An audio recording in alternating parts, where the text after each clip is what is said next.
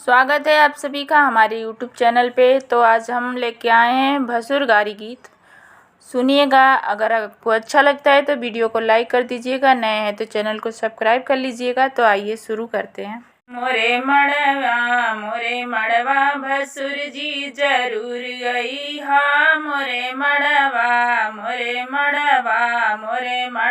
भसुर जी जरूर गई हा। मोरे मड़वा कच्ची कसैली में कस नहीं बा, इनके दीदी के जवानी में रस नहीं बा। मोरे मड़वे भसुर जी जरूर गई हा। मोरे मड़वे भसुर जी जरूर गई हा। मोरे मड़वे 5 रुपया 25 पैसा, तनी खोली के देखावा तू डाल कैसा।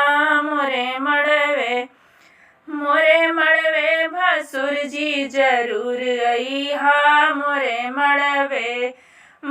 मड़वे भसुर जी जरूर गई हा। मोरे मड़वे कच्ची कसैली में कस नहीं बा, इनके बुआ के जवानी में रस नहीं बा। मोरे मड़वे भसुर जी जरूर गई हा। मोरे मड़वे भसुर जी जरूर गई हा। मोरे मड़वे अटैची का चाभी मिलत नहीं बा, अब भसुरा साला बोलत नहीं बा। मोरे मड़वे भसुर जी जरूर गई हा। मोरे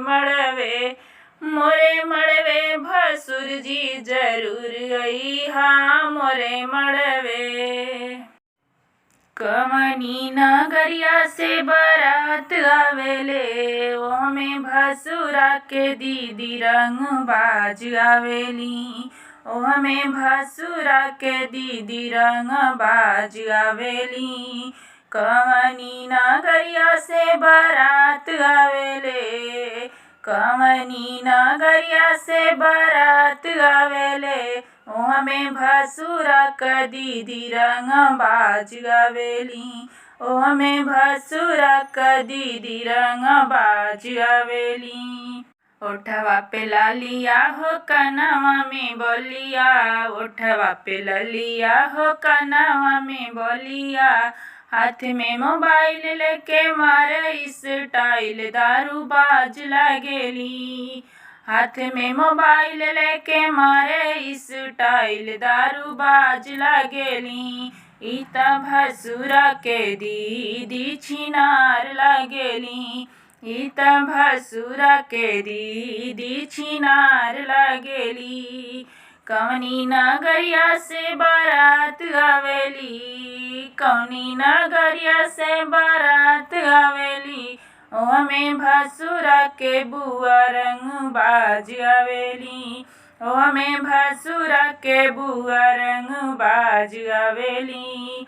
हाथी घोड़ा आवेला बाजा बजत आवे, हाथी घोड़ा आवे बाजा बजत आवे। अरे बीचवा में बुआ उनकर नाचत आवेली। अरे बीचवा में बुआ उनकर नाचत आवेली। हमरे पापा से अखिया लड़ावत आवेली। हमरे भैया से अखिया लड़ावत आवेली। उत देखले में बुढ़िया छिनार लगेली। उत देखले में बुढ़िया छिनार लगेली।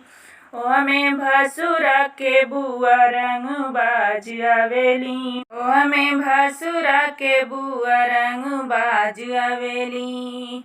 कौनी नगरिया से बारात आवेले, कौनी नगरिया से बारात आवेले।